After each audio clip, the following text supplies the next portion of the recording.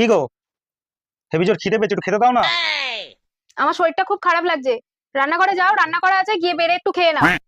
এ বাবা, চাহ, এবার কি হবে? ইস, কিসের কি হবে গো? আরে আমাদের পাড়ার মুখে একটা নতুন শপিং মল খুলেছে।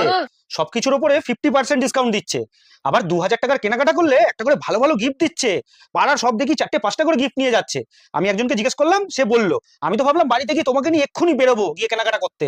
তোমার তো আবার শরীর খারাপ, থাক আর যেতে হবে না, তাহলে তুমি রেস্ট করো। হ্যাঁ, আমি গিয়ে খেয়ে নিচ্ছি। কি গো শোনো, চলো, আমি 2 মিনিটের মধ্যে রেডি হয়ে আসছি, তুমি তাড়াতাড়ি খেয়ে নাও। যাও। এই যে বললে তোমার শরীর খারাপ, তুমি খেতে দিতে পারবে না, আমাকে বেড়ে খেয়ে নিতে। সে তো আমি তোমার সাথে একটু ইয়ার্কি মারছিলাম। ইয়ার্কি মারছিলে? ও আচ্ছা, আমিও তোমার সাথে একটু ইয়ার্কি মারছিলাম। কোনো শপিং মল খোলেনি, চলো তাড়াতাড়ি খেতে দাও গিয়ে। ও